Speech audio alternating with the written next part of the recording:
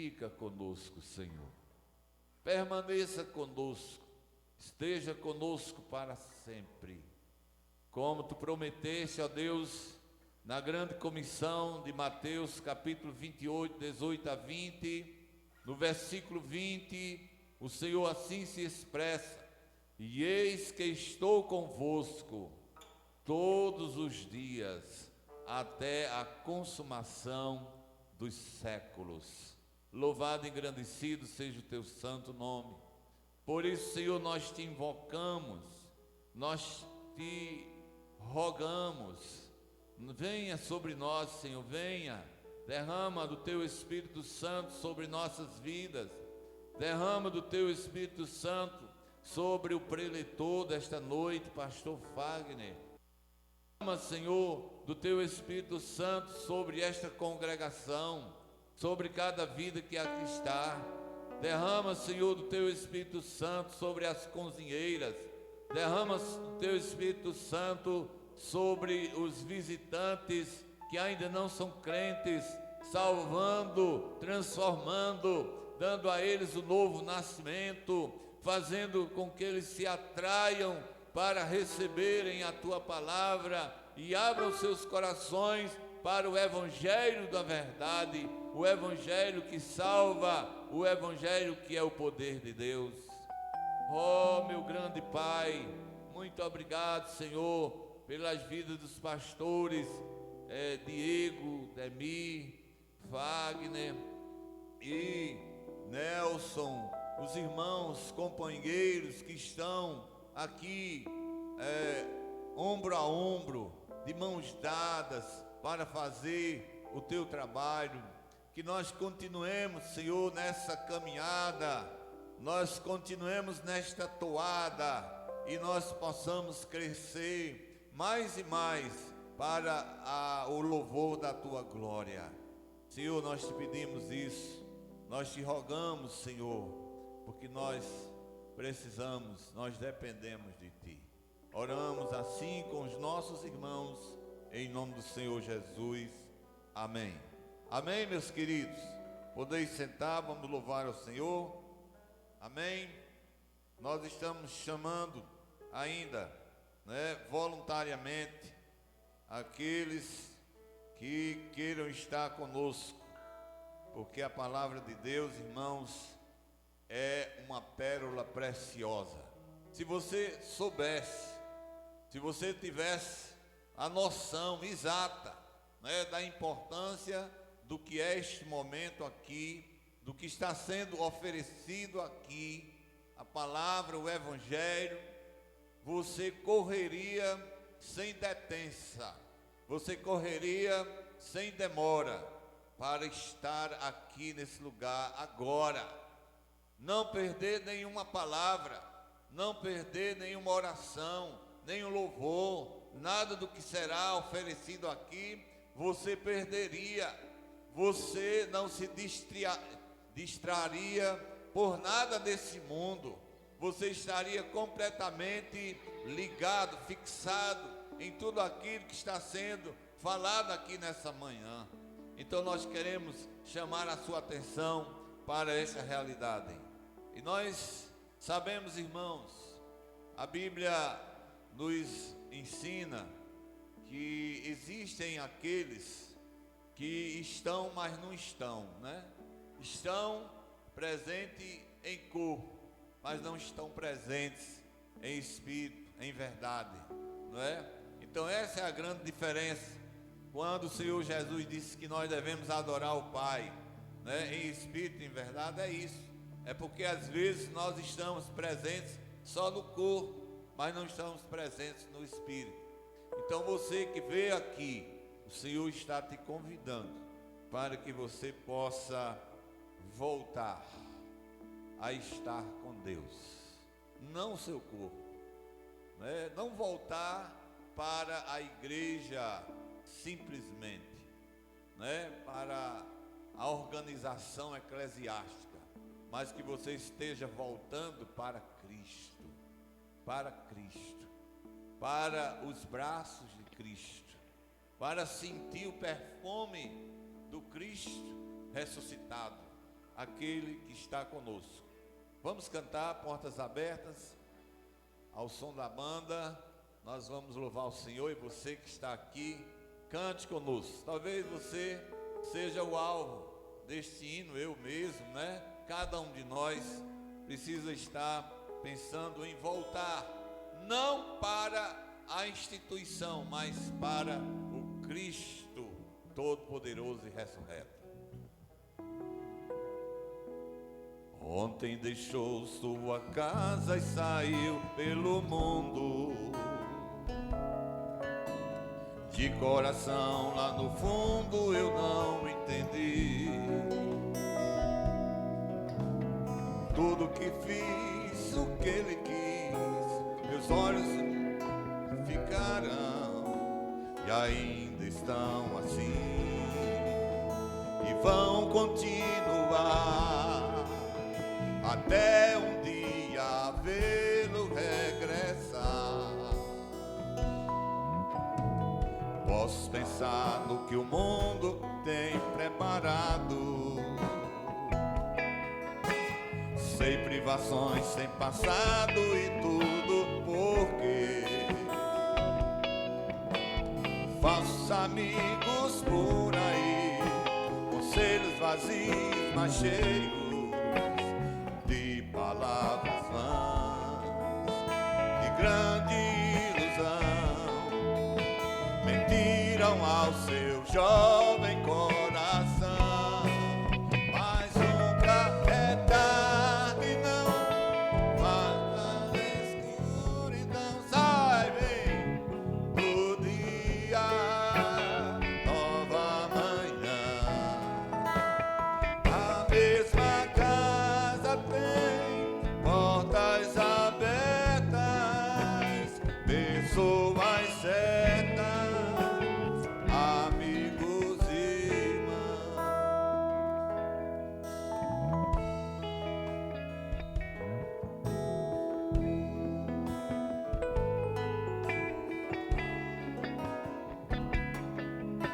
Parece um sonho, nem a distância me engana.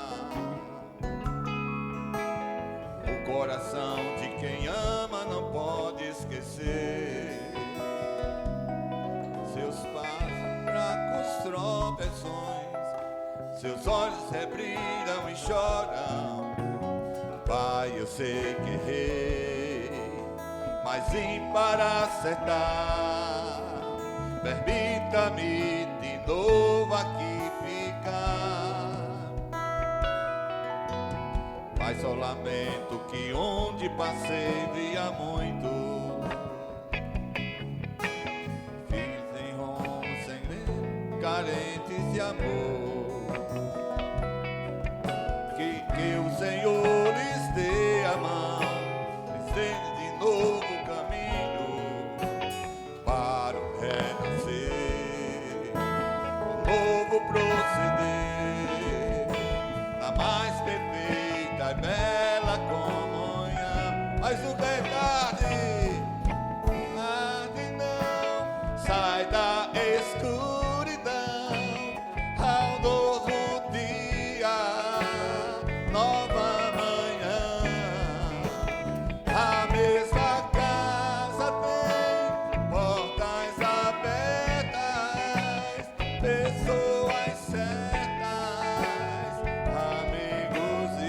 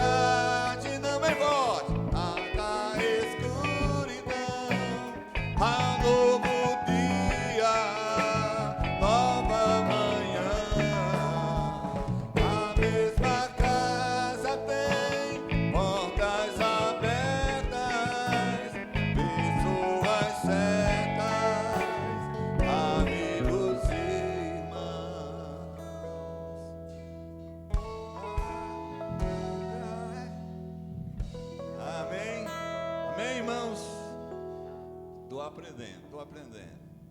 Meus amados, que maravilha, né? Vocês entenderam a mensagem do hino? Amém? Não sei, você é quem sabe. Mas talvez alguém aqui esteja precisando voltar. Precisando voltar para Cristo. Precisando voltar ao verdadeiro Evangelho. Meus irmãos, nós vamos ter mais uma oração. Pediu o pastor Nelson para nos dirigir a Deus nessa oração em nome de Jesus.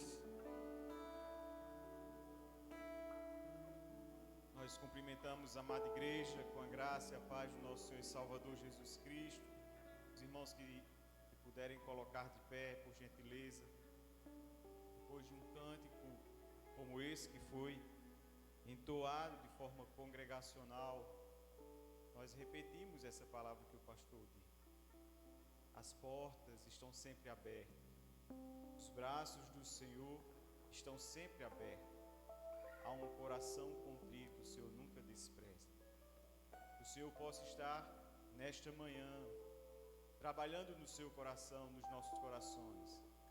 E se porventura há alguém aqui que um dia caminhou distante deste caminho, que um dia, assim como o filho pródigo, procurou as coisas desse mundo, mas que o arrependimento bate, que o entendimento bate, e que o Espírito chama, se volte para o Senhor, se volte para esse verdadeiro caminho, o caminho da verdadeira liberdade.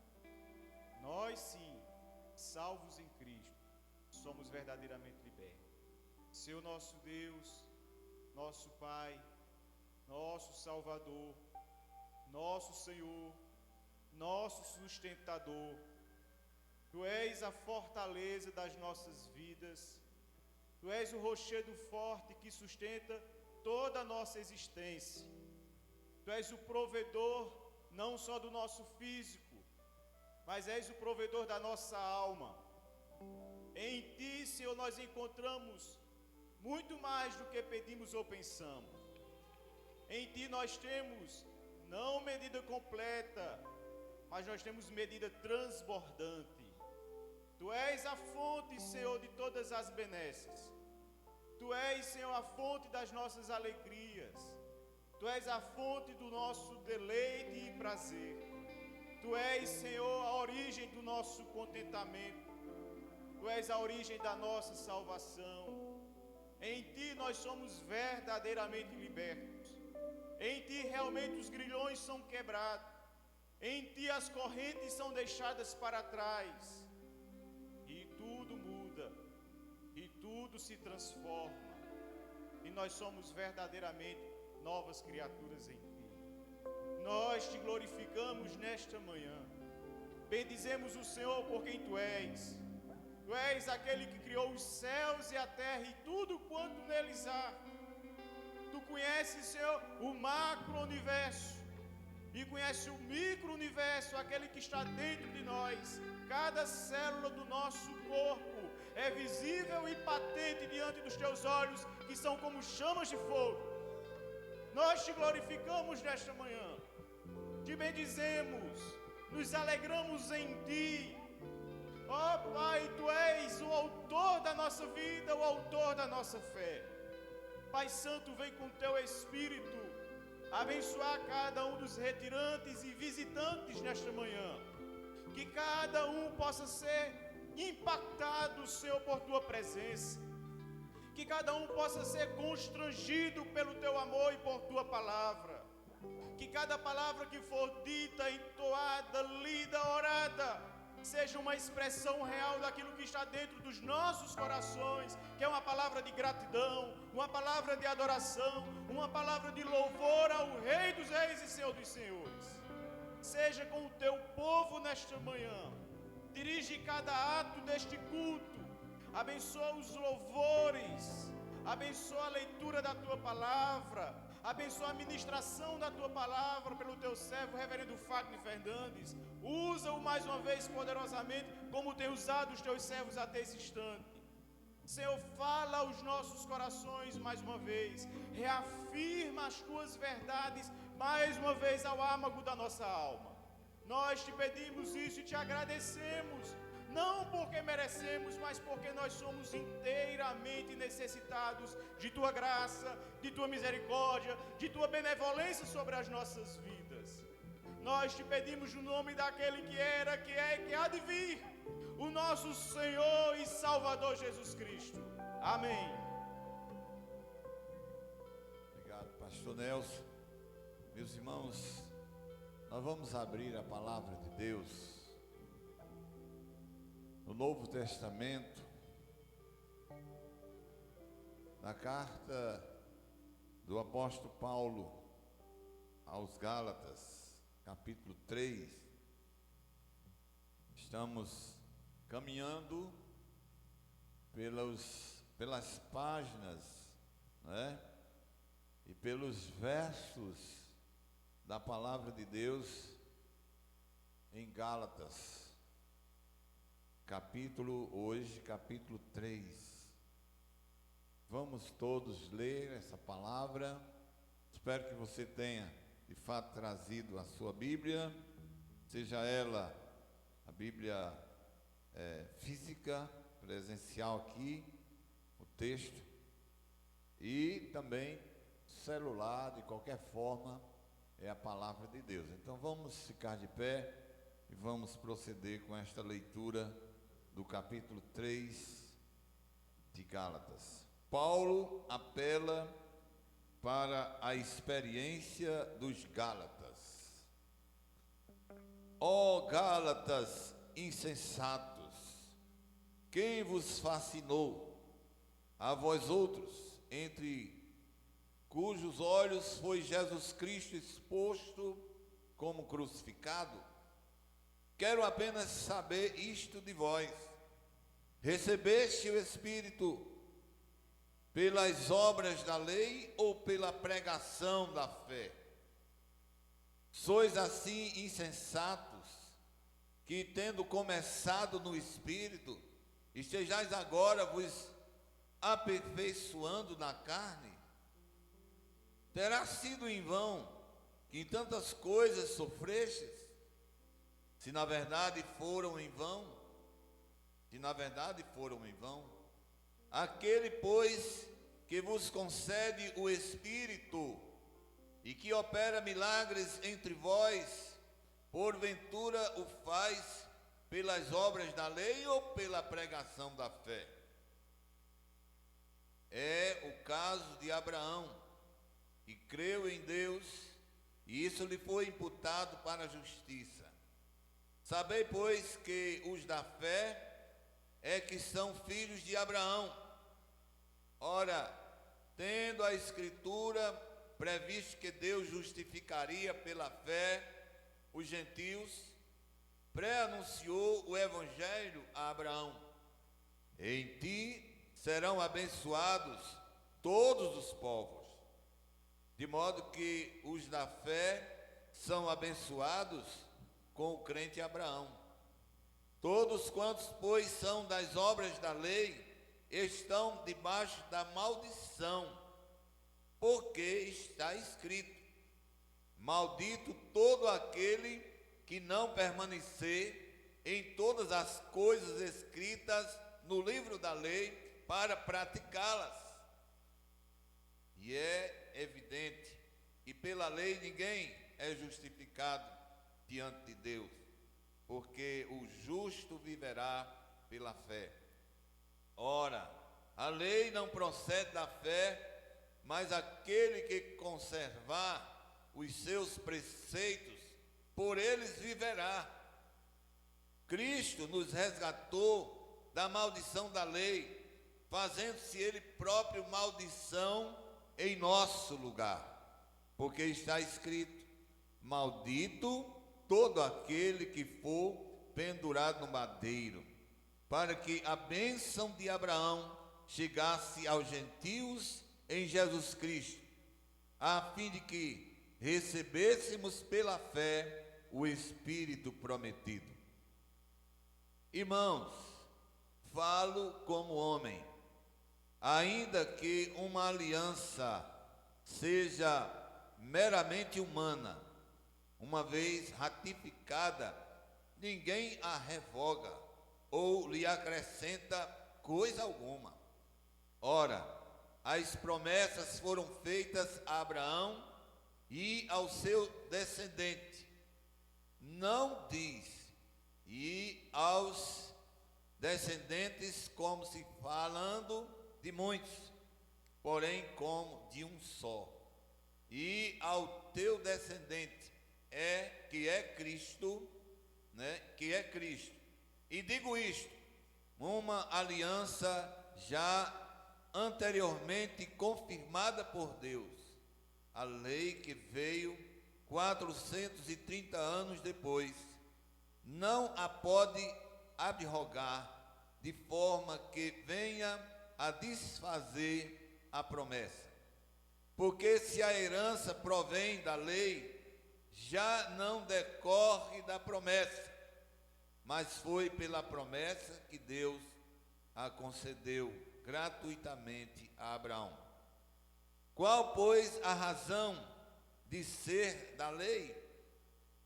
Foi adicionada por causa das transgressões, até que viesse o descendente a quem se fez a promessa, e foi promulgada por meio de anjos, pela mão de um mediador. Ora, o mediador não é de um, mas Deus é um. É, porventura, a lei contrária às promessas de Deus? De modo nenhum, porque se fosse promulgada uma lei que pudesse dar vida à justiça, na verdade seria procedente da lei, mas a Escritura encerra tudo sob pecado, para que mediante a fé em Jesus Cristo fosse a promessa concedida aos que creem. Versículo 23. Mas antes que viesse a fé, estávamos sob a tutela da lei e nela encerrados para essa fé que de futuro haveria de revelar-se. De maneira que a lei nos serviu de aio para nos conduzir a Cristo, a fim de que fôssemos justificados por fé. Mas tendo vindo a fé, já não permanecemos subordinados ao aio, pois todos vós sois filhos de Deus mediante a fé em Cristo Jesus. Porque todos quantos fostes batizados em Cristo, quantos fostes batizados em Cristo, de Cristo vos revestistes. Dessarte não pode haver judeu nem grego, nem escravo nem liberto, nem homem nem mulher, porque todos vós sois um em Cristo Jesus. E se sois de Cristo, também sois descendentes de Abraão e herdeiros segundo a promessa. Vamos repetir o versículo 10 aqui, meus irmãos, bem bonito. Caça o versículo 10 do capítulo 3 e vamos ler todos a uma só voz, amém? 1, 2, 3. Todos quantos, pois, são das obras da lei, estão debaixo de maldição, porque está escrito: maldito todo aquele que não permanecer em todas as coisas escritas no livro da lei para praticá-las. Amém? Que Deus abençoe a sua palavra lida. Passa a oportunidade ao pastor Diego de Souza para louvar ao Senhor, né? Deus o abençoe. Sim, então, pessoal da sede. Graça e paz, meus queridos irmãos, amém? Louvado seja o nome do Senhor por esta manhã que o Senhor tem nos concedido na sua presença, e nós somos gratos a Deus por mais essa oportunidade que o Senhor tem nos permitido de estarmos aqui reunidos como povo do Senhor para cultuarmos a Ele e sermos edificados pela sua palavra.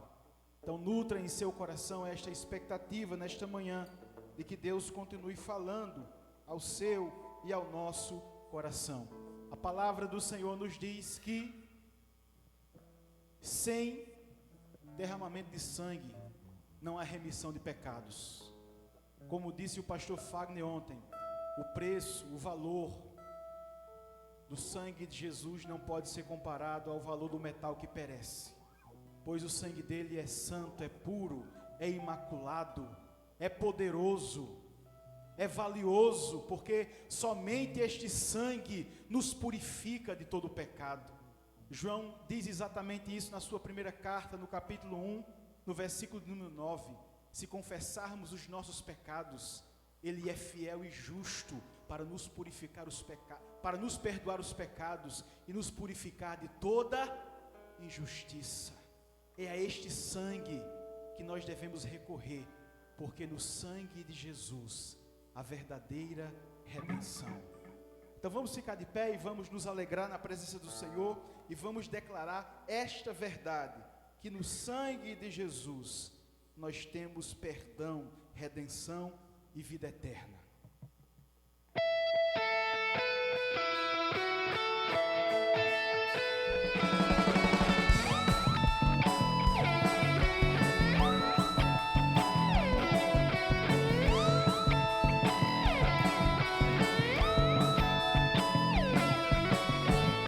Seu sangue, sua cruz,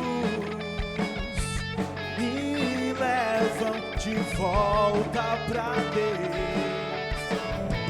Sua morte, sua vida, as trevas Ele já venceu. Seu amor me conquistou. Sou eterno devedor. O véu se rasgou, sua luz em mim brilhou, sua glória me cobriu, mas que vencedor eu sou, mas que vencedor eu sou.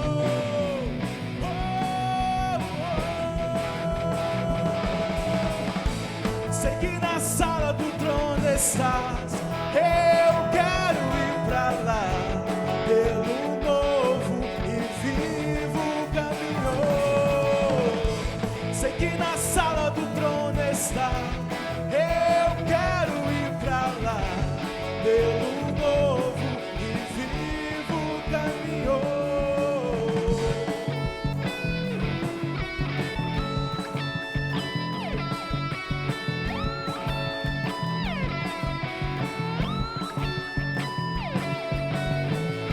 Seu sangue, sua cruz, me levam de volta pra Deus. Diga sua morte, sua vida, as trevas Ele já venceu. Seu amor me conquistou. Sou eterno devedor. O véu se rasgou, sua luz em mim brilhou, sua glória me cobriu, mas que vencedor eu sou, mas que vencedor eu sou.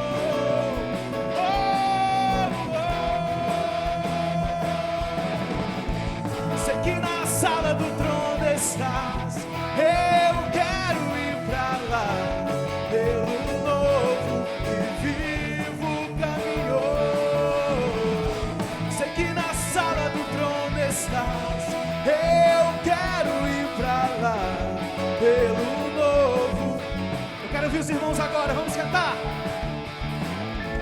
Sei que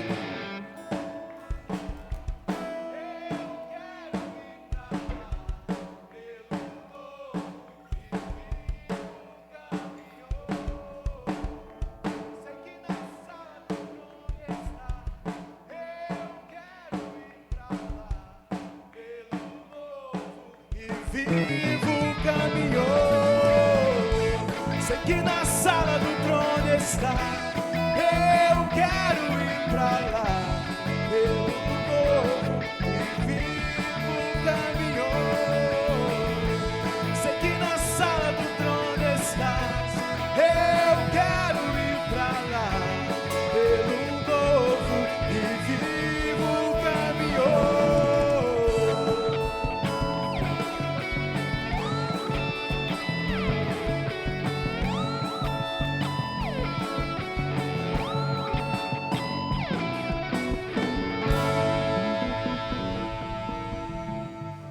Louvado seja o nome do Senhor, amém?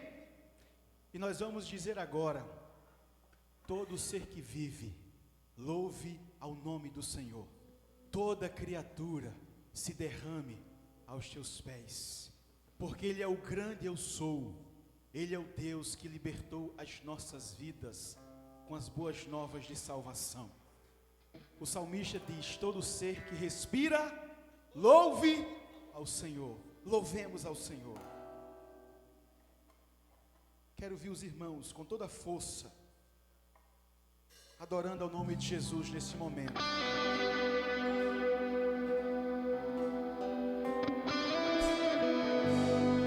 Tu és o Deus digno de toda glória, de toda honra e de todo louvor.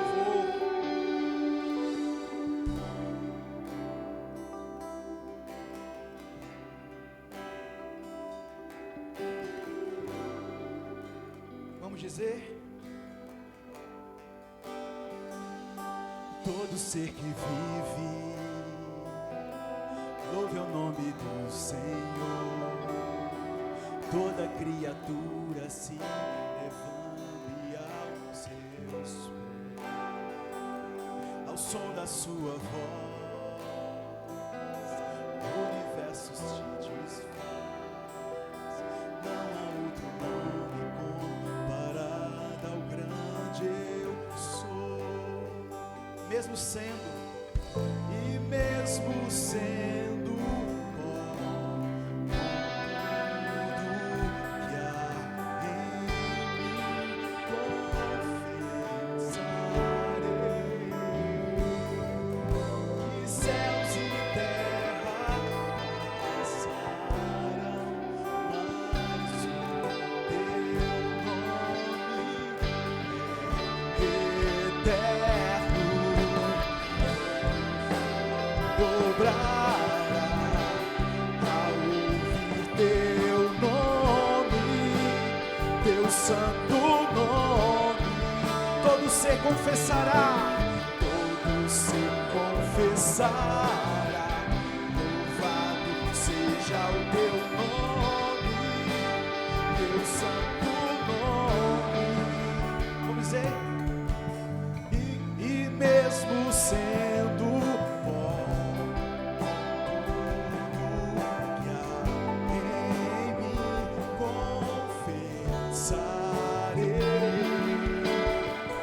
que céus e terra passarão, mas o teu nome é eterno. Dobrará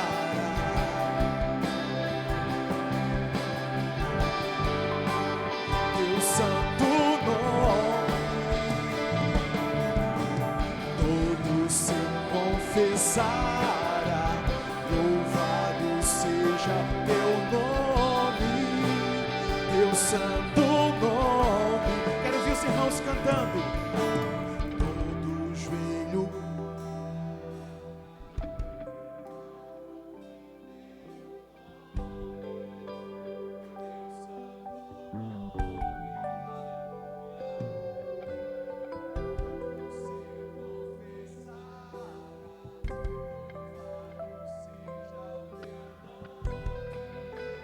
teu teu santo nome. Todo joelho dobrará ao ouvir teu nome, teu santo nome. Todo ser confessará, louvado seja o teu nome, teu santo nome. Todo joelho dobrará ao ouvir teu nome, teu santo nome.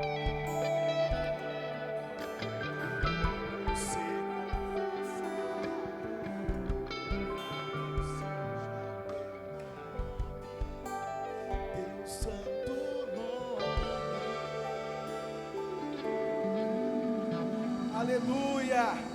Louvado seja o nome do Senhor. Podeis assentar, meus irmãos? Nós viemos a este lugar. Nós viemos a este lugar para louvar o nome do Senhor e Salvador Jesus Cristo. E nós vamos declarar isso através dessa canção que nós vamos cantar agora.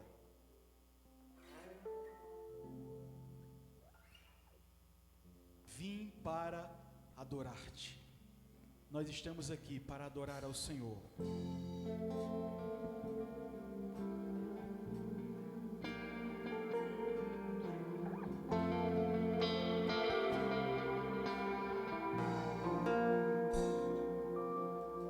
Rei das nações que dissipa as trevas, abre os meus olhos pra ver. Lindo tu és, eu só quero adorar-te, dar os meus dias pra ti.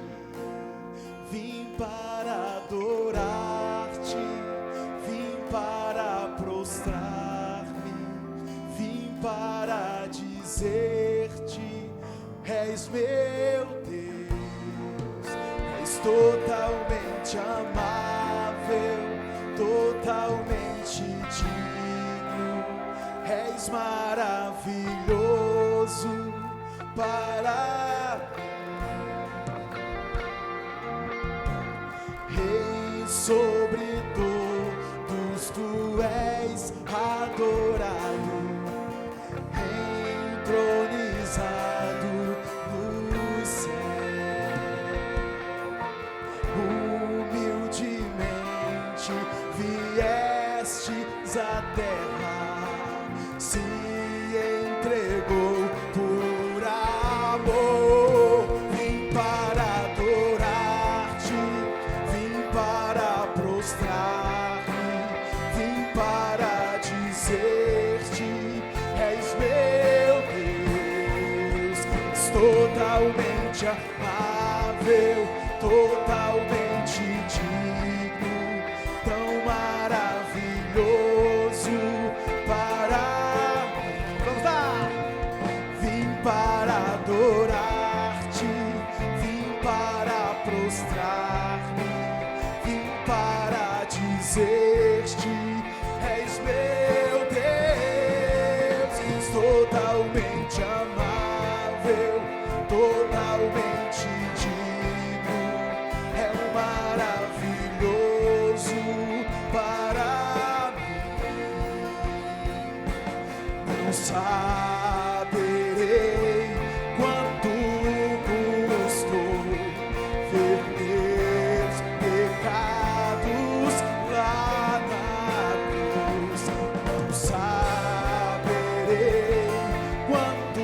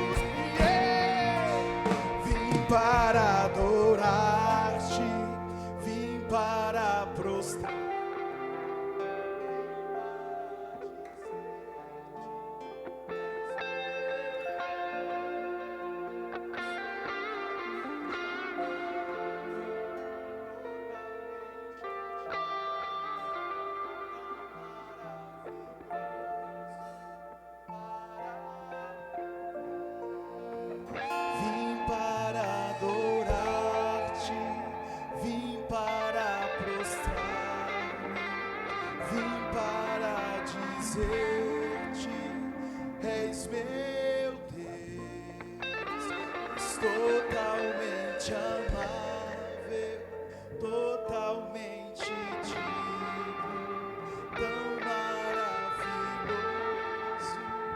para mim. Aleluia! Louvado seja o nome do Senhor. Glória a Deus, irmãos. Maravilha.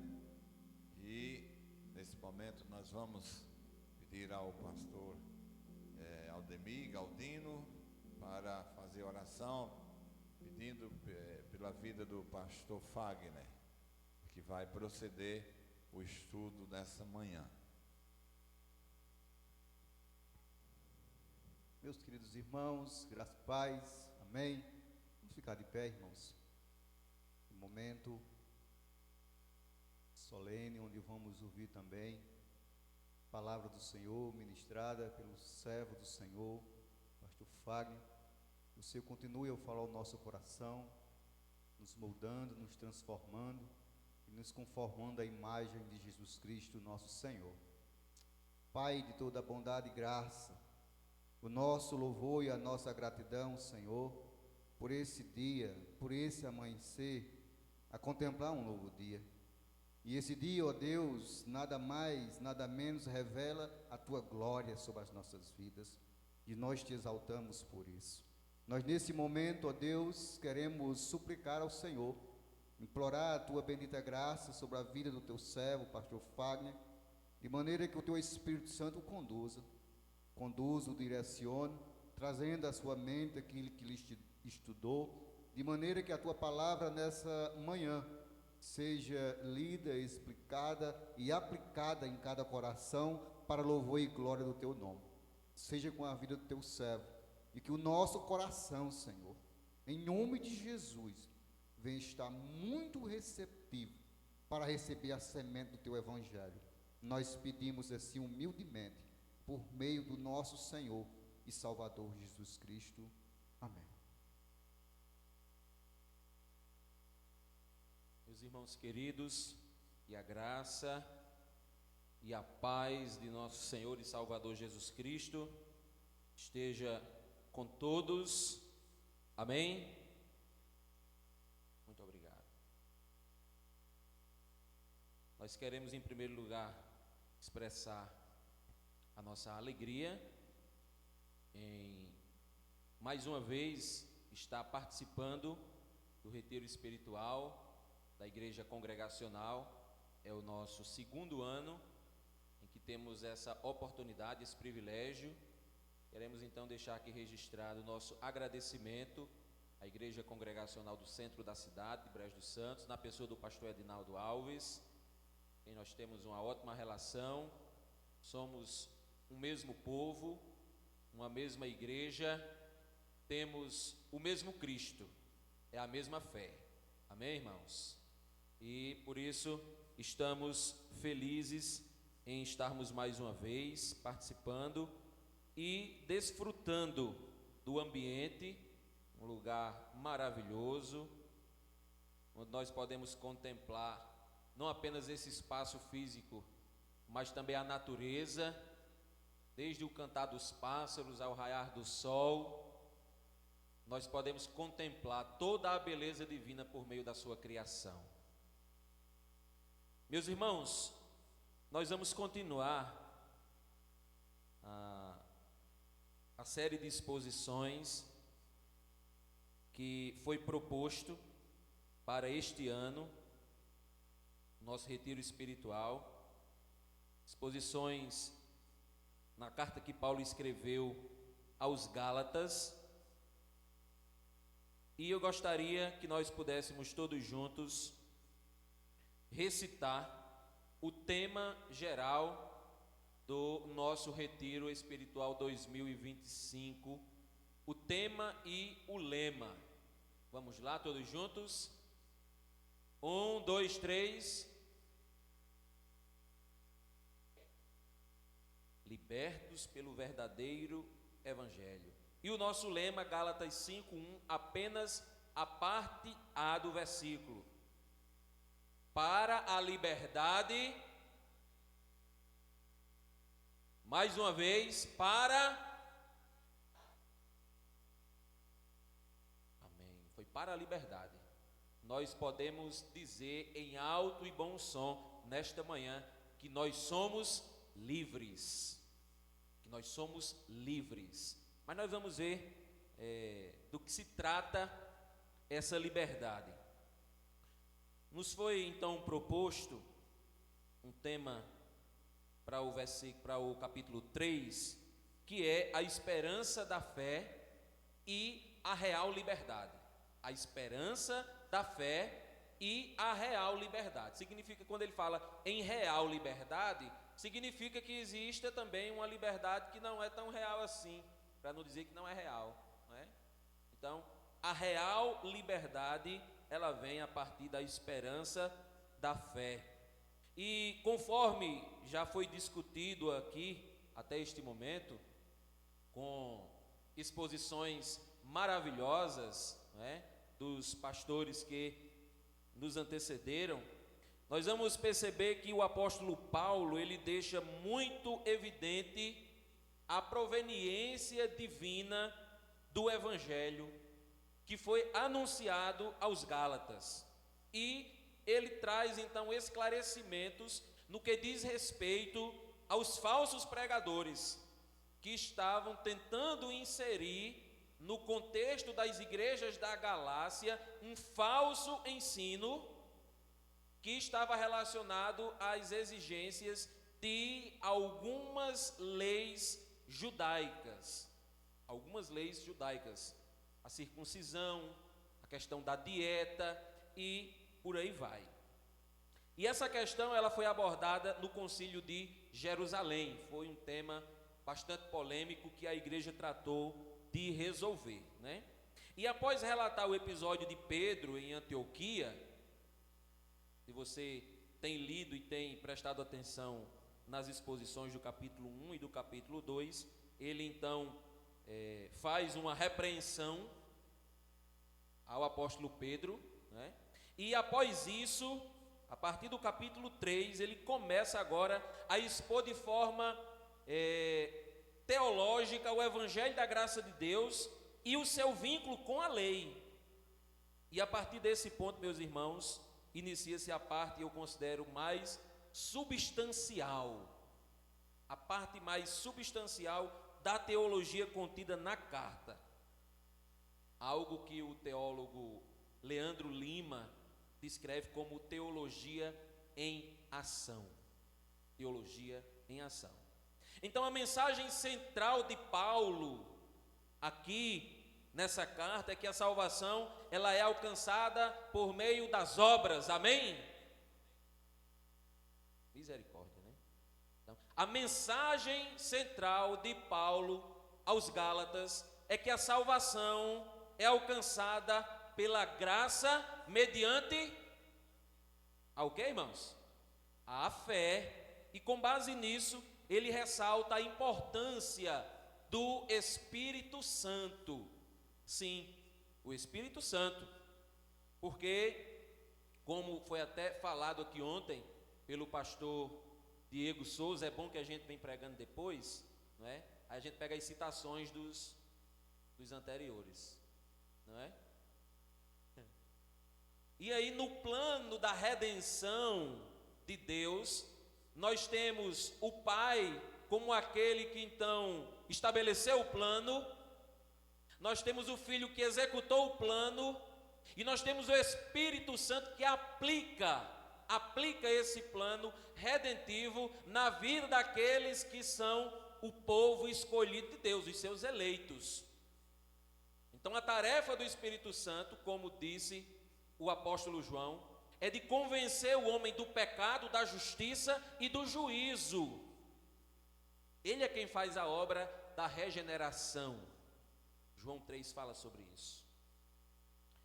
E Paulo argumenta que nós não estamos sem lei, porque existe uma compreensão equivocada de que o Antigo Testamento era o tempo da lei.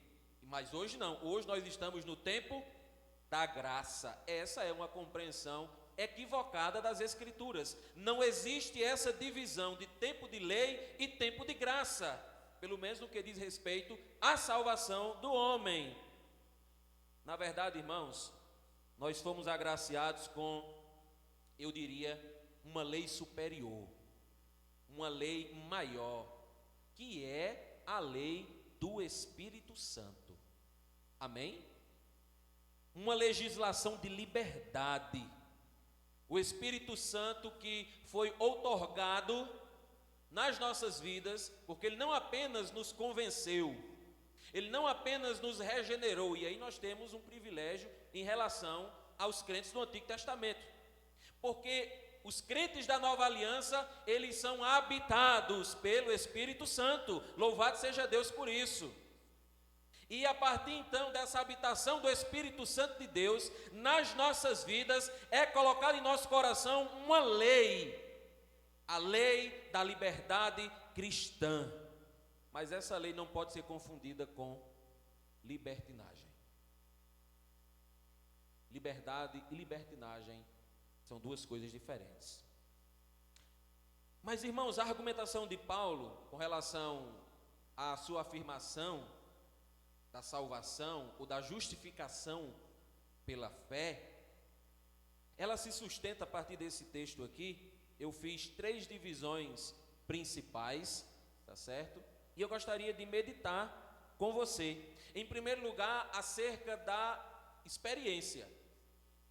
Primeiro argumento de Paulo em relação à salvação pela fé está relacionado à experiência. Depois, o segundo argumento está relacionado com a aliança. E o terceiro está relacionado com a lei. No que diz respeito à experiência, você vai olhar aí para a sua Bíblia. Eu espero que você esteja com ela aberta. Apesar de nós não vamos mais fazer a leitura, porque já foi feita, né? Mas nós vamos acompanhar alguns versículos aqui. E você vai perceber que do verso 1 ao 14, Paulo fala da experiência. Da experiência de quem? Em primeiro lugar, da experiência própria dos Gálatas, a vivência própria dos Gálatas. Nos versos de 1 a 5, nós vamos ver que Paulo, ele dirige 5 perguntas retóricas aos Gálatas. Perguntas que já em si é a resposta. Perguntas que não precisam de resposta, porque são retóricas. E através dessas indagações, ele recorre principalmente às vivências individuais desses irmãos. Irmãos que um dia receberam a mensagem genuína do Evangelho de Cristo Jesus, a mensagem das boas novas, que muito provavelmente foi o apóstolo Paulo, se esses irmãos da Galácia se referem aos da Galácia do Sul, como eu acredito que são. Paulo foi então o missionário que levou ou que desbravou aquelas cidades que compõem a Galácia do Sul. E este evangelho chegou naquele lugar e causou transformação. Porque é isso que acontece, irmãos. Aonde o evangelho chega, a mudança, a transformação. Você crê nisso? Aonde o evangelho chega, algo de muito bom acontece. E aqui, Paulo então pede para que eles recobrem, para que eles voltem para o início da mensagem que eles já tinham ouvido. Percebam, ó Gálatas, aquilo que vocês ouviram no início, a sua própria experiência. Paulo quer que eles reflitam sobre tudo o que passaram desde o instante em que ouviram o Evangelho pela primeira vez.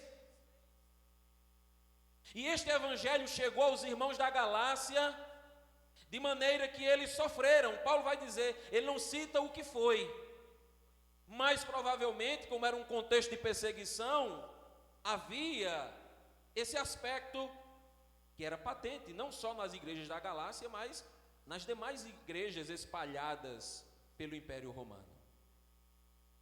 Paulo diz: vocês sofreram tanto. E me admira que vocês agora, depois de tudo isso, estejam querendo mudar. Pessoas, irmãos, olhando para a nossa realidade contemporânea, que muitas vezes nasceram num contexto onde o Evangelho é pregado de forma genuína, onde de fato existe uma igreja fundamentada em Cristo Jesus, mas que com o decorrer do tempo elas vão se deixando influenciar por vãs filosofias ou por outros credos. Ela vai então recebendo uma influência do mundo e ela começa a se afastar daquilo que ela aprendeu no início e daquilo que ela sabe que é a verdade. Ela sabe que é a verdade. Paulo então busca que compreendam que ao se deixarem levar pelos judaizantes, eles estão abrindo mão de uma obra espiritual magnífica que Deus começou a desenvolver entre eles. Você tem noção, presta atenção, você tem noção do tamanho da obra que Deus realizou na sua vida? Você tem compreensão da magnitude do que é a salvação? Você tem noção, você para refletir, para pensar em como Deus agiu no decorrer da história para que você pudesse ser salvo?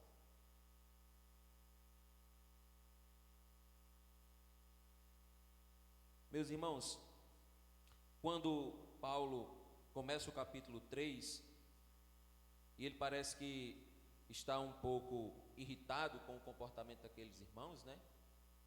Aí ele já começa: ó Gálatas insensatos,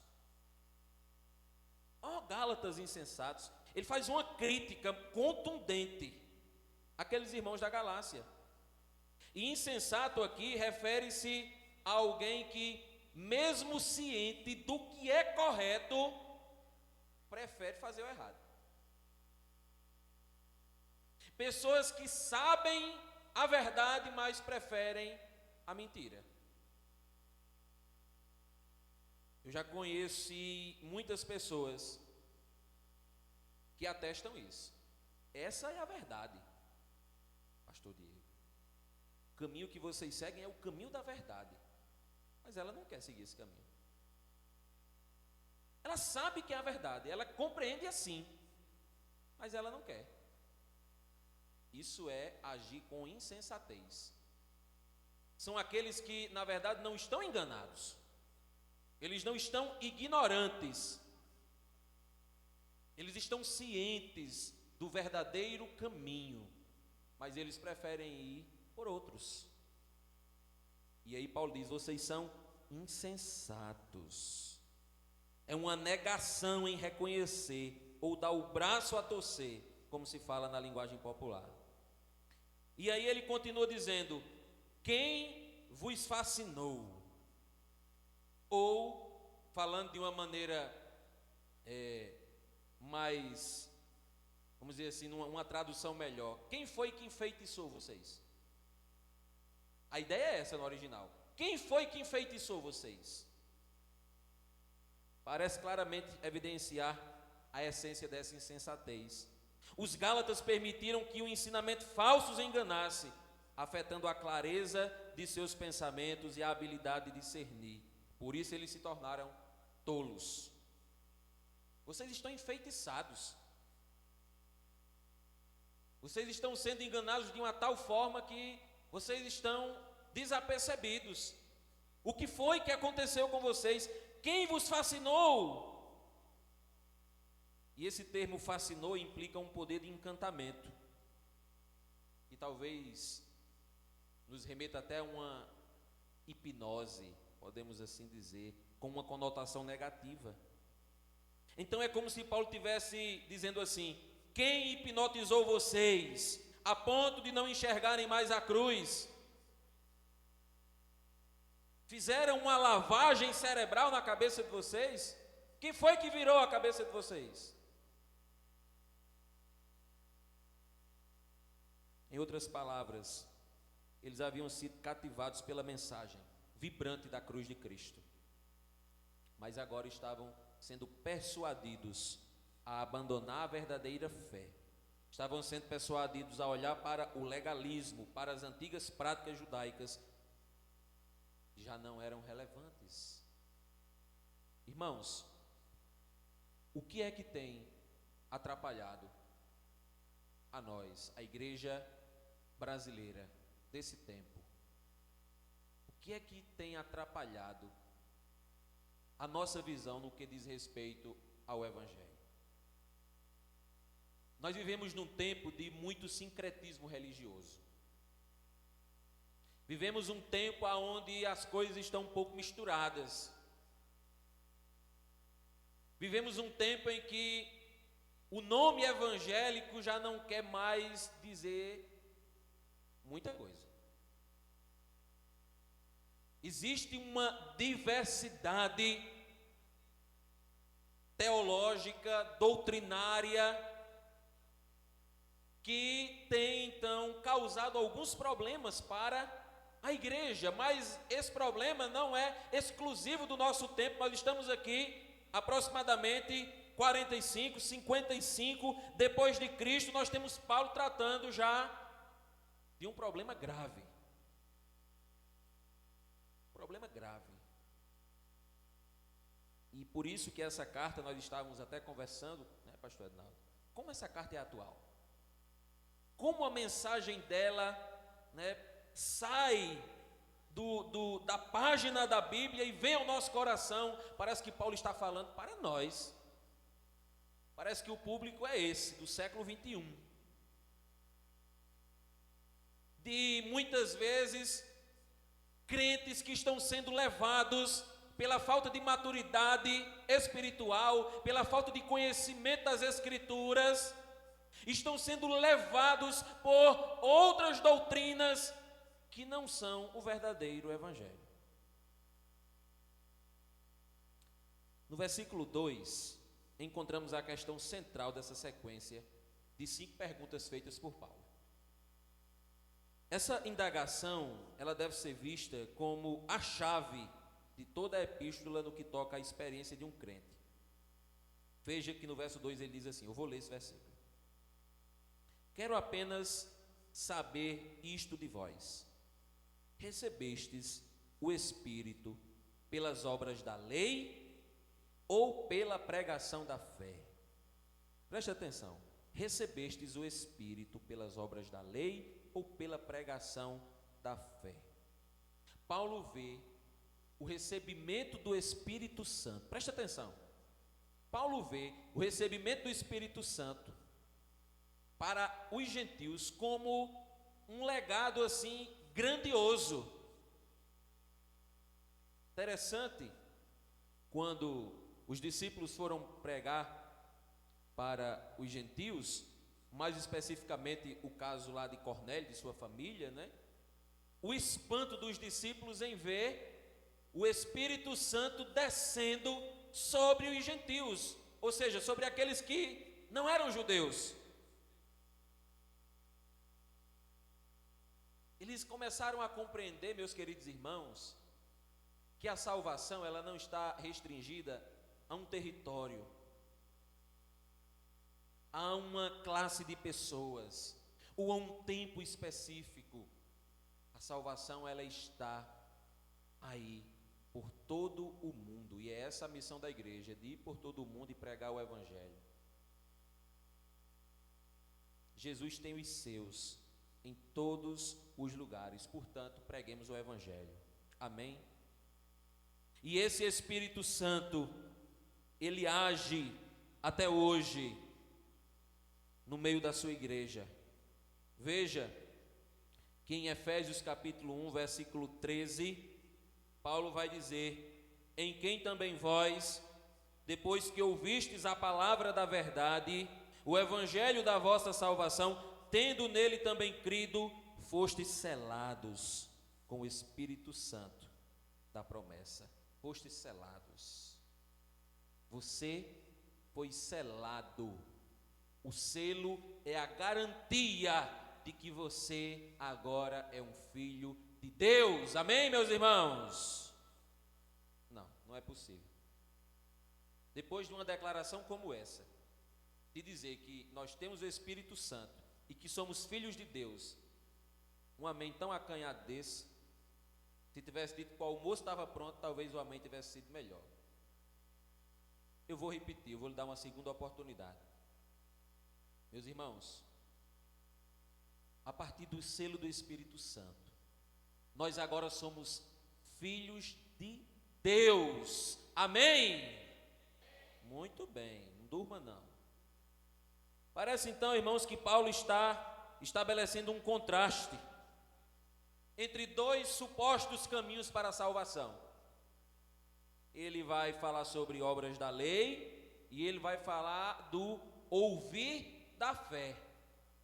E o primeiro, obras da lei, implica um esforço pessoal, ou seja, a realização de obras. É aquela ideia que já foi até tratado aqui, que nós precisamos agir ou fazer algo para contribuir para a nossa salvação, ou para manter esta salvação.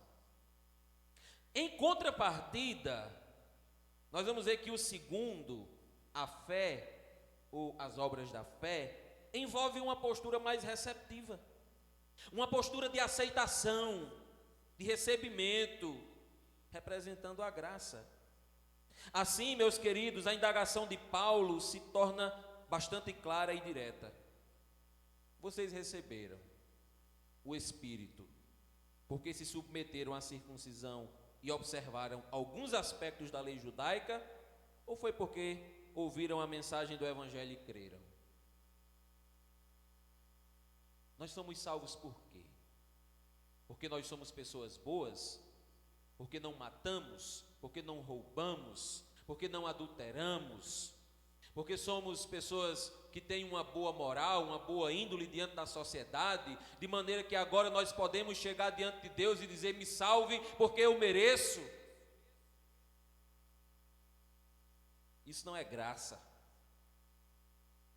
A graça, ela se manifesta sobre aqueles que se reconhecem como pecadores, como aqueles que reconhecem que não podem chegar a Deus por seus próprios méritos e esforços, e eles recorrem a Deus pedindo que Ele tenha misericórdia através do sacrifício de Jesus Cristo. Por isso que Jesus vai dizer: eu não vim chamar justos, mas vim chamar o quê? Pecadores ao arrependimento. Não é que Jesus estivesse dizendo que havia justos, mas Jesus estava dizendo: se você se considera justo, então continue o seu caminho. Eu vim chamar pecadores. Quem aqui é pecador? Todos nós somos pecadores. É o que diz Paulo também aos Romanos: todos pecaram e carentes estão de Deus. Esta é a mensagem bíblica para nós. Paulo, meus queridos, está apelando, além dessa experiência pessoal dos Gálatas, para que eles observem como a verdade se manifestou na prática a partir da vida deles próprios. No versículo 3, acompanhe comigo, Paulo leva os Gálatas a refletirem a respeito de sua atitude contraditória. É a terceira pergunta: sois assim insensatos, que tendo começado no Espírito, estejais agora vos aperfeiçoando na carne? Paulo então apela para que eles reconheçam a sua insensatez e por sua vez corrijam aquela atitude. Então Paulo está trazendo uma palavra de correção. Nós vivemos num tempo, pastor Aldemir, em que as pessoas não querem mais ser corrigidas. Nós vivemos um tempo em que eu digo nós porque nós somos aqueles que estão à frente e que cuida, que pastoreia, e às vezes a gente percebe uma certa dificuldade das pessoas em receberem a correção. As pessoas não querem ser corrigidas. E a correção, ela não é algo mau. Ela produz algo bom. Paulo está dizendo: eu estou tratando desse assunto com vocês porque eu quero o bem de vocês. Eu quero que vocês se arrependam dessa conduta, desse comportamento, e vocês se voltem novamente para o evangelho verdadeiro. Mudem a rota. Então, quando você, meu irmão, minha irmã, receber uma visita ou uma pastoral, né, do seu pastor, não ache que ele está ali para causar algum problema com você. Na verdade, ele está querendo o seu bem, o seu melhor. Ele está querendo tratar da sua vida e fazer com que você caminhe de maneira saudável nos caminhos do evangelho. Amém? Olha, não é amém. Amém, irmãos? Amém. Muito bem. Meus irmãos, então, seguindo aqui, o problema, de maneira alguma, né, era a lei divina. Paulo não estava aqui dizendo que a lei era o problema, a questão não era essa. Porque Paulo vai dizer aos Romanos, no capítulo 7, versículo 2, que a lei é sagrada. O cerne da questão estava na diminuição da graça de Deus. O problema estava na anulação do significado da cruz de Cristo, ao se apegar a certos aspectos da lei. Quando nós dizemos que é preciso Jesus, mas eu tenho que fazer isso, eu tenho que fazer aquilo, eu tenho que fazer aquilo outro, eu estou diminuindo o sacrifício de Jesus. Eu estou diminuindo a graça de Deus. Eu estou dizendo que o sacrifício de Jesus na cruz não foi suficiente. Eu estou dizendo que tudo aquilo que foi realizado precisa de uma ajuda.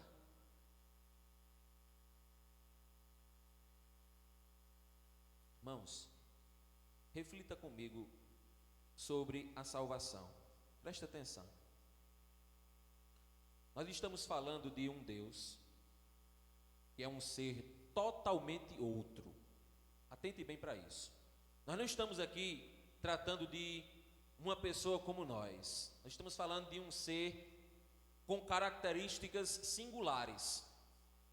Nós estamos falando de um ser que é criador, sustentador, mantenedor de todas as coisas. De um ser que não está preso ao tempo nem ao espaço. Nós estamos falando de um ser eterno, de um ser que está assentado em seu trono de glória e governa todas as coisas pelo poder da sua palavra. E nós vemos que esse Deus, na pessoa do Filho, ele saiu deste lugar de glória e ele desceu para esta terra contaminada de pecado, de gente má, de gente rebelde. E ele então se humilhou, como o próprio Paulo vai dizer, assumindo uma forma de servo, tornando-se uma pessoa sem pecado, naturalmente, mas como uma pessoa.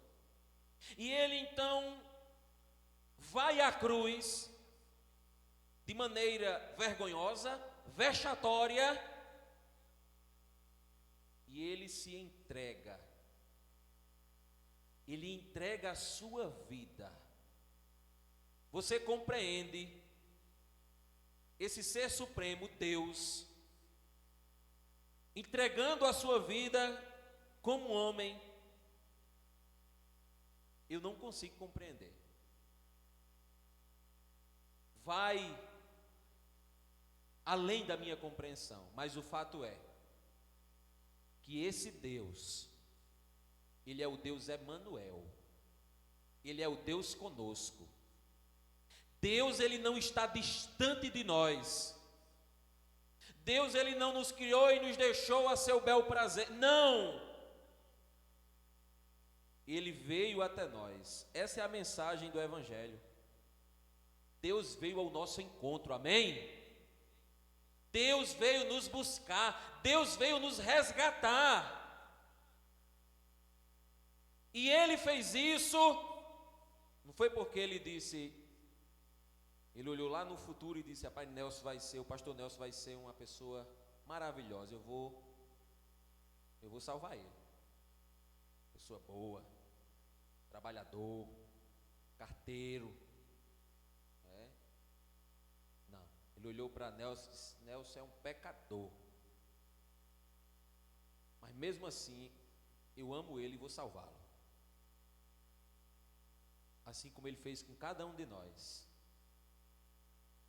Ele não viu nada de bom em nós. O salmista vai dizer que Deus olha do céu para a terra para ver os filhos dos homens, para ver se há quem faça o bem, se há justo. E qual é a conclusão que ele chega?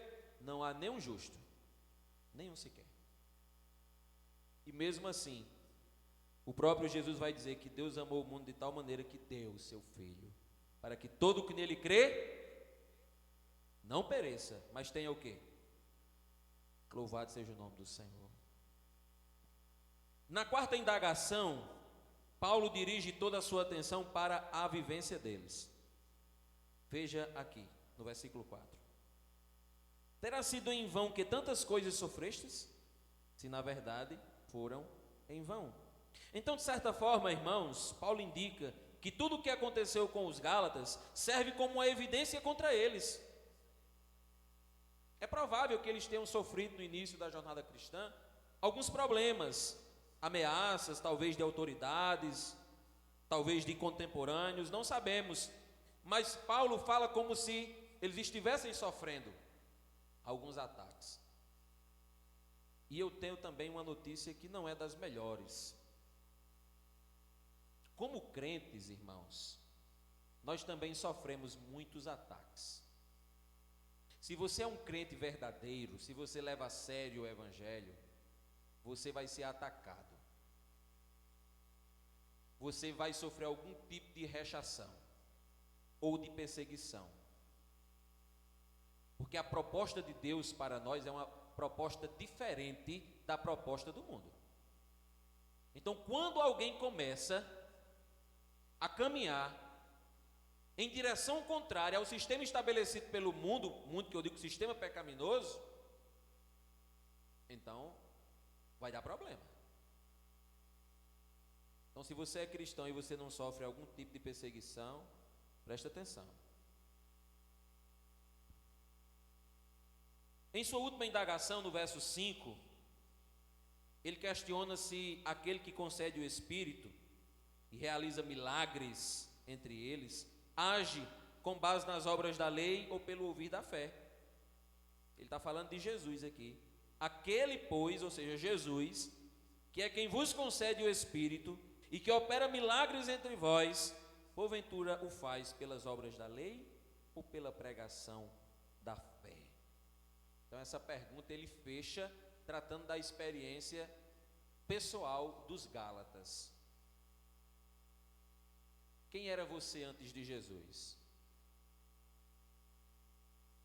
Se cada um tivesse a oportunidade de falar um pouco, nós íamos ouvir muitas e diversificadas palavras, testemunhos, mas tem uma coisa em comum.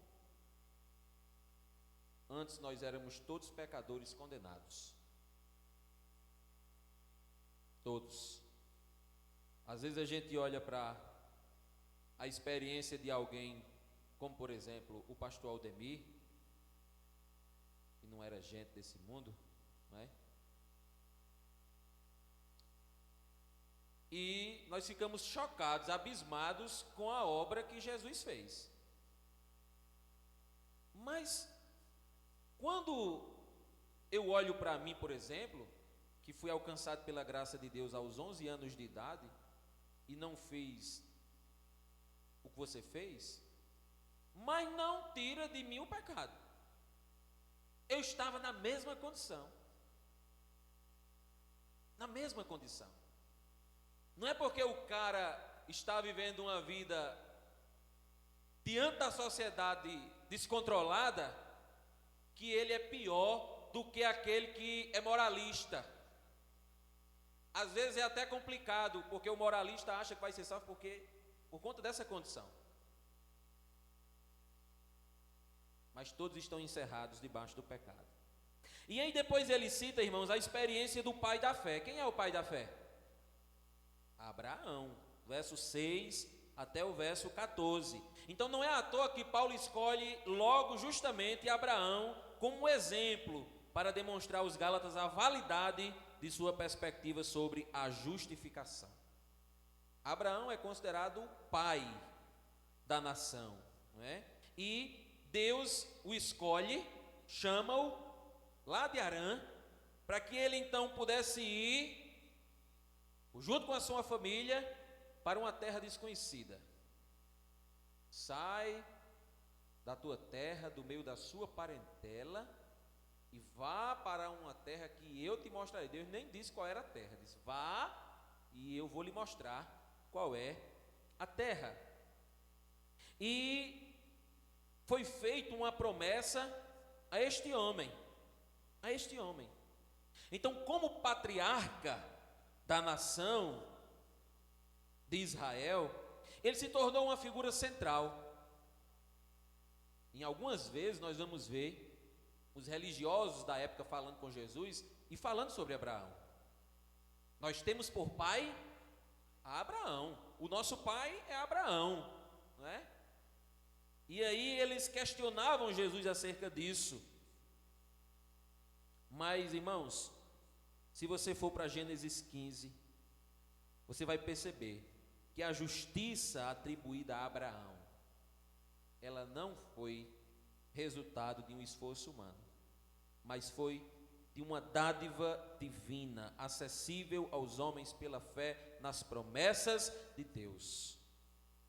O texto vai dizer que Abraão creu. Abraão creu. O texto não está dizendo que Abraão fez alguma obra e Deus o recebeu. Abraão creu e isto lhe foi imputado para justiça. Justiça. Portanto, a lei, meus irmãos, ela deve ser vista como parte do processo, mas não como uma alternativa à graça de Deus. Porque a lei estabelece o padrão de justiça, mas a graça, ela permite que os crentes atinjam esse padrão por meio da própria lei, que já foi cumprida por quem? Quem foi que cumpriu toda a lei? Cristo Jesus. Então, ao trazer Abraão à tona, Paulo relembra a seus ouvintes que a justificação dele se deu unicamente pela fé. Abraão é um personagem do Antigo Testamento. Então, Paulo está dizendo que a justificação dele se deu pela fé. A justificação é o fruto do ato de crer, que se torna o meio pelo qual a justiça da graça é atribuída. Caso Abraão tivesse sido justificado pela fé, seus descendentes também devem aceitar essa afirmação. A salvação, irmãos, nunca foi e nunca será. Nunca foi e nunca será, mesmo na antiga aliança, alcançado pelas obras da lei. Sempre foi pela graça. Sempre foi por meio da fé. E a cruz de Cristo quebrou a barreira que separava os povos. Agora já não existe mais judeus e gentios, é um único povo unido pela cruz de Cristo Jesus. Louvado seja Deus por isso. No versículo 10, acompanhe aí comigo, Paulo faz alusão a Deuteronômio 27, 26. E ele enfatiza a expressão todas as coisas escritas no livro da lei, que parece estar trazendo um contraste à pregação judaizante. em alguns aspectos, né? Como a questão da circuncisão, das restrições alimentares, como se fosse algo que ainda era necessário. E essa abordagem seletiva é condenada. É condenada, porque adotar essa mentalidade legalista colocavam então em uma posição onde, para serem salvos, eles precisavam obedecer a toda a lei.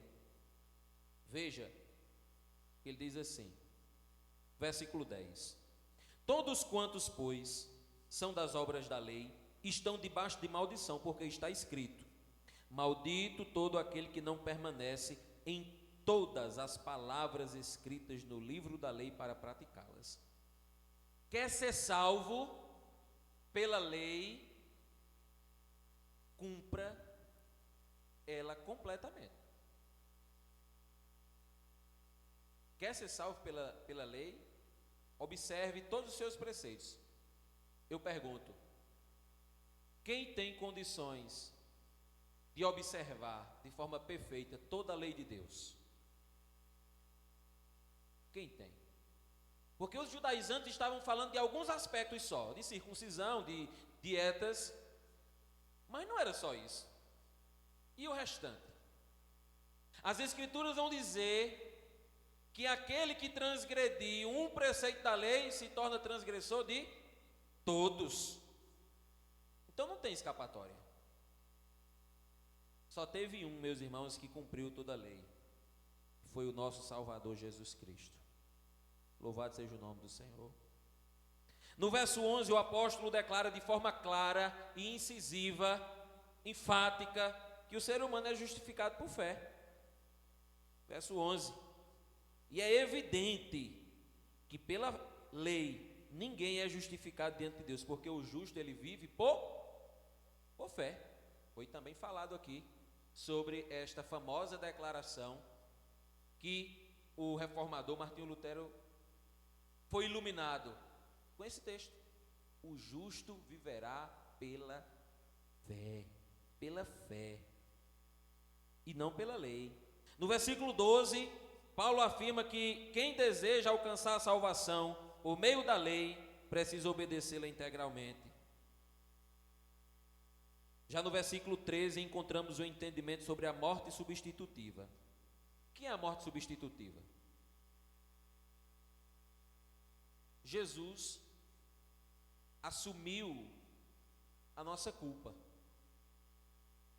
Nós é quem deveríamos ser entregues à morte. Nós é quem devíamos eternamente estarmos condenados. Mas a Bíblia vai dizer que Jesus, ele tomou sobre si todos os nossos pecados. Todos. Não ficou um. A Bíblia vai dizer que o sangue de Jesus nos purifica de todo o pecado. Não existe pecado que Deus não possa perdoar. Cristo suportou a morte, que a lei considera maldita, né?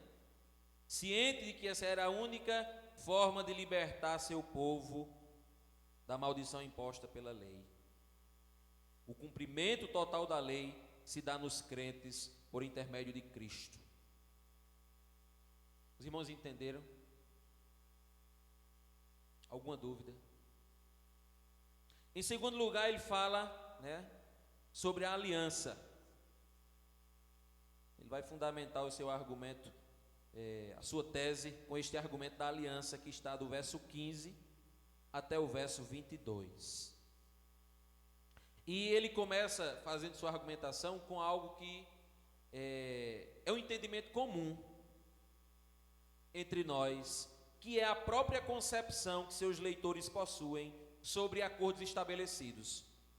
E essa ideia, ela é bastante relevante para os dias atuais, porque nós sabemos que quando nós fazemos um acordo, um contrato, ele não pode ser quebrado. Faz um acordo, vai no cartório, registra, assina, o acordo está selado. De maneira que aquele acordo não pode ser quebrado. E é importante, meus irmãos, destacar que quando um contrato ou uma aliança desse tipo era firmado lá atrás, do tempo em que Paulo escreveu isso aqui, ele era reconhecido e ele se tornava irreversível. Nenhuma das partes, de forma unilateral, ela pode alterar ou ela pode modificar os itens previamente acordados. Deus fez uma aliança com Abraão. Ele fez uma aliança. E essa aliança é interessante que nós vamos perceber a maneira como Deus fez essa aliança. Se você analisar bem, você vai perceber que Paulo está aqui nos remetendo ao texto de Gênesis 15. E ele acredita que, em última análise, Deus fez uma aliança com Abraão e com Cristo, em vez de com cada um de seus descendentes diretos. Veja, ele diz aqui, versículo de número 16: ora, as promessas foram feitas a Abraão e ao seu descendente. Não diz e aos descendentes, como se falando de muitos, porém como de um só, e ao teu descendente, que é Cristo. Deus fez uma promessa a Abraão de que ele seria pai de uma grande nação, e que esse descendente, ele viria, esse descendente viria, não era qualquer um, era o descendente. E isso está alinhado com os ensinamentos que o próprio Paulo apresenta lá em Romanos capítulo 9. O grande intuito de Paulo, então, meus queridos, com toda essa argumentação, parece ser que a aliança que foi firmada com Abraão, ela continua válida até Cristo, que é o verdadeiro descendente prometido. Veja como Deus é maravilhoso. Deus fez uma promessa a Abraão e depois de muitos e muitos anos ela foi concretizada plenamente na pessoa de Jesus. Deus não é homem para que minta, nem filho do homem para que se arrependa. Se Deus prometeu, Ele vai cumprir. Se Ele diz que faria, Ele vai fazer. E não importa o tempo que passar, o momento em que nós estejamos vivenciando, Deus vai cumprir todo o seu desígnio, porque Ele é fiel para cumprir ou para manter a sua aliança, a sua palavra. Amém? No versículo 17, observamos que toda essa discussão que ele faz nos versos 15 e no verso 16 serve para afirmar que a lei que foi dada depois de Abraão, mas antes de Cristo, não pode, de forma alguma, alterar o padrão já estabelecido. Veja, meus queridos irmãos, que a lei foi dada a Moisés 400 anos depois da aliança que havia sido feita a Abraão. De maneira que essa lei que foi dada, ela não poderia de forma alguma alterar aquilo que Deus já havia prometido a Abraão. É aí onde nós vemos muitas vezes, nos tempos atuais, os equívocos. Palavras de religiosos que destoam da palavra de Deus. De religiosos que criam a sua doutrina, estabelece então o seu pensamento, que muitas vezes diverge da palavra, mas ela diz que é de Deus. Pastor Ednaldo falou ontem sobre a tradição dos anciãos. Jesus trouxe uma palavra séria para eles. Jesus disse: vocês estão invalidando a palavra de Deus. pelas vossas tradições. Isso é muito sério, irmãos. Isso é muito sério. Invalidar a palavra de Deus pela tradição dos homens. Por isso que eu sempre digo lá na igreja, a palavra de Deus é a Bíblia Sagrada. Se a Bíblia diz, creia. Mas o que a Bíblia não diz, cuidado. Preste muita atenção. Porque Deus não é como nós, que muda de ideia, ou que muda de propósito. Não. Na eternidade, Deus estabeleceu um plano perfeito. E Ele vai fazer com que tudo isso seja feito, realizado de forma completa, plena, absoluta. Deus não vai dizer ao pastor Aldemir uma coisa e depois vai dizer outra coisa diferente ao pastor Diego. Deus não é Deus de confusão, não é verdade? Deus não é Deus de confusão. Qual é o parâmetro para nós? A palavra de Deus. O foco principal da argumentação no versículo 18 é que a lei nunca teve a intenção de assumir a função que pertence à promessa. A lei nunca teve essa pretensão. A promessa é responsável por salvar aqueles que têm fé. Mas a lei, ela foi dada com outro propósito. A lei nunca foi dada por Deus com o propósito de salvar o ser humano. Ela possui uma finalidade específica. Então, colocar sobre a lei a responsabilidade pela salvação é uma sobrecarga indevida. Mas então, qual é a razão para a existência da lei? Paulo não vai considerar a lei irrelevante. Pelo contrário, ele reconhece que a lei desempenha um papel crucial na ação redentora, mesmo não sendo diretamente responsável por essa obra. A lei, ela serve como um amplificador. Um amplificador. Ela evidencia o pecado. Romanos 7:7, Romanos 2:12, né? De fato, a lei, ela realça, ela mostra como um espelho a gravidade dos nossos pecados, nos fazendo perceber o peso insuportável da culpa. A lei, ela mostra quem nós somos de verdade. E Cristo, como nós já dissemos aqui, de sua parte, ele cumpriu plenamente toda a lei. E foi por causa disso que ele se tornou apto para ser o nosso Redentor.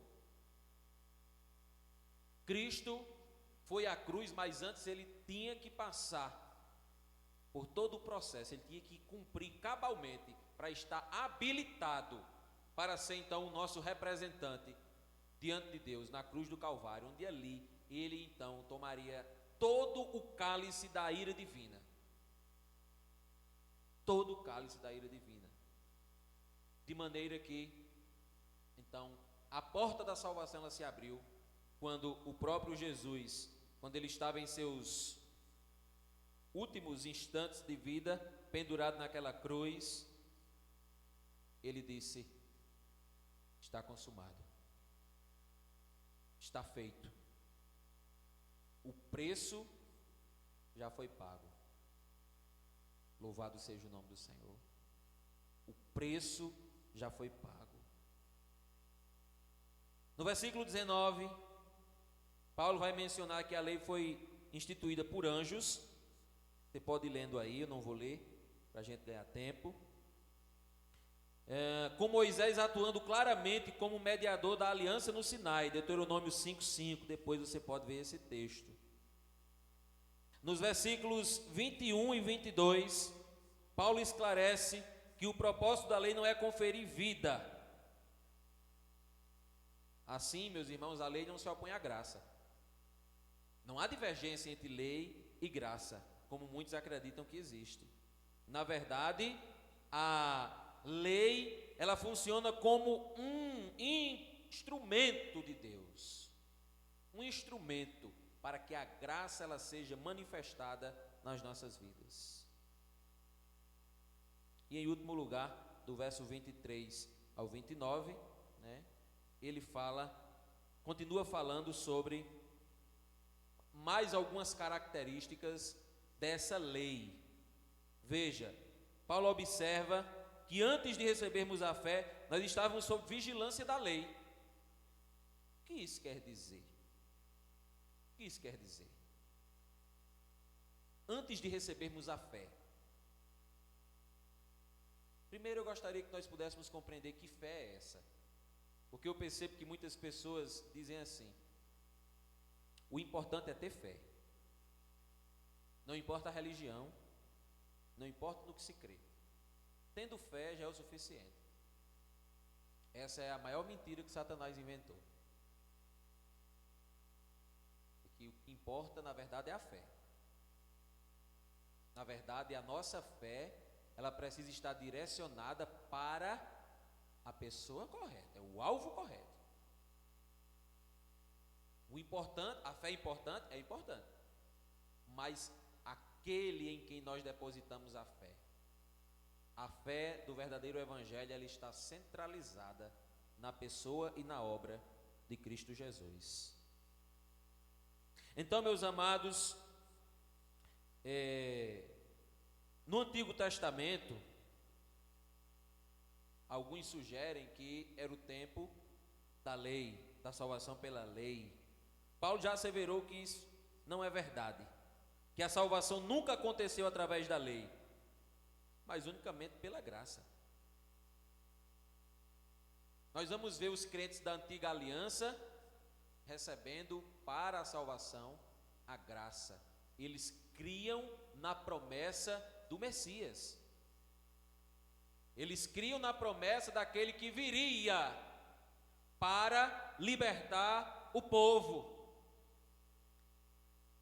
Essa é a grande diferença para nós, porque nós cremos naquele que já veio. Mas eles foram salvos porque creram naquele que viria, o Redentor. Não foi por lei, não foi por determinações relacionadas à obra. Ao falar sobre fé, meus irmãos, precisamos entender isso. E ao falar sobre justificação pela fé, nós precisamos entender também o que é esse termo, justificação.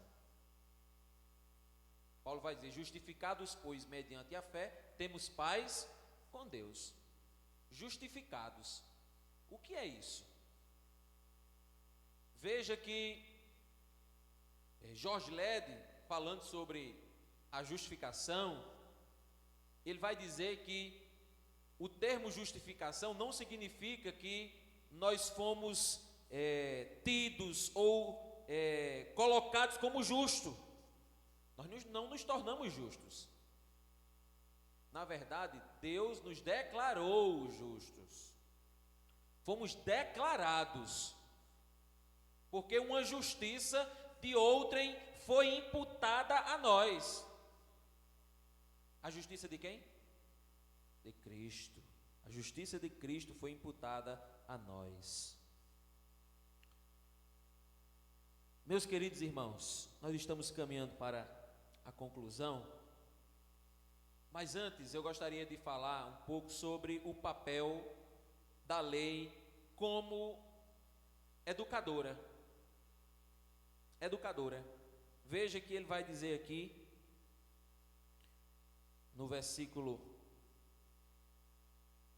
só abrir que está ventando aqui.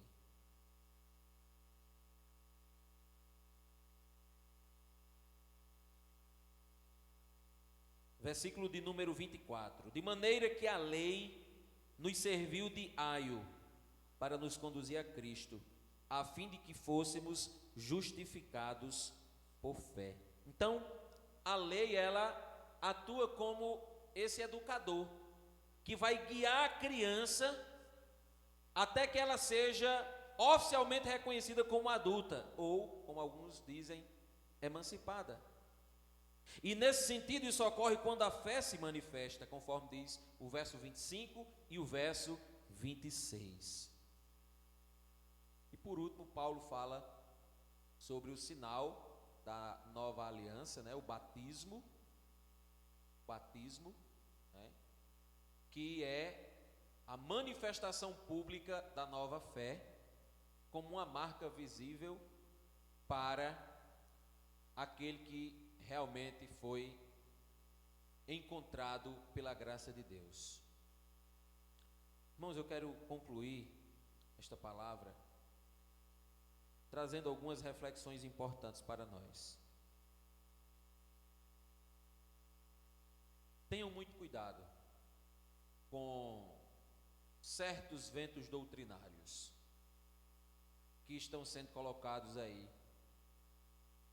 Tenham cuidado com esses palestrantes famosos que estão lá para encher o seu ego, simplesmente para isso, para dizer o que você quer ouvir. Esse não é o Evangelho. Tem muitas pessoas que dizem que tem Jesus, mas não é o mesmo Jesus das Escrituras. E aí você vai então decidir, você quer seguir o Jesus das Escrituras, amém? Amém? Ou você quer seguir o Jesus? Tem muito Jesus sendo fabricado. Cada um faz da maneira como acha melhor. Porque Jesus precisa se adequar à necessidade. Jesus precisa se adequar à minha vida. Não. Esse não é o Evangelho. Nós precisamos nos adequar ao projeto estabelecido por Cristo. Aquele que quer ser meu discípulo, disse Jesus, negue-se a si mesmo, tome a sua cruz e siga-me. Renúncia. Renúncia. Morrer para este mundo, como foi falado pelo pastor Diego, e viver para Deus. Ter a compreensão de que nós não temos vontade própria, de que nós temos um Salvador que também é o nosso Senhor. Porque quando nós dizemos que confessamos a Jesus como Salvador e Senhor da nossa vida, nós estamos dizendo que Ele agora é aquele que vai ditar as regras, Ele é quem vai dizer como nós devemos nos comportar, de como nós devemos viver. É Jesus que nos traz a compreensão do verdadeiro Evangelho. E eu gostaria de orar com você. Os argumentos de Paulo foram assim maravilhosos. Ele apela para a experiência dos Gálatas, ele apela para Abraão, que é o pai da fé, ele trata da aliança, ele trata da lei para mostrar de uma vez por todas que a salvação é somente pela fé em Cristo Jesus. E eu quero orar com você e quero desafiar você a reafirmar o seu compromisso com o verdadeiro Evangelho. Se você tem intenção de sair desse retiro segurando a bandeira do verdadeiro Evangelho, não é o evangelho falso que muitas vezes é pregado por aí, um evangelho falsificado, o evangelho verdadeiro, genuíno, eu quero convidar você a ficar de pé para nós orarmos. Aqueles que querem, somente os que querem.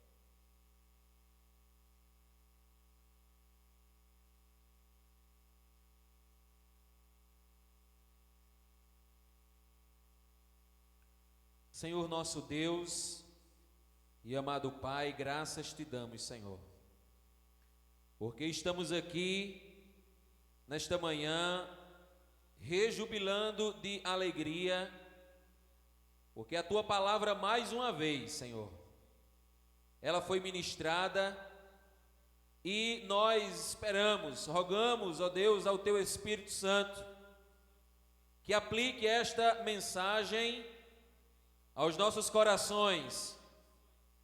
Talvez, ó Deus, não seja uma palavra que gostaríamos de ouvir, mas certamente é a palavra que nós precisávamos ouvir.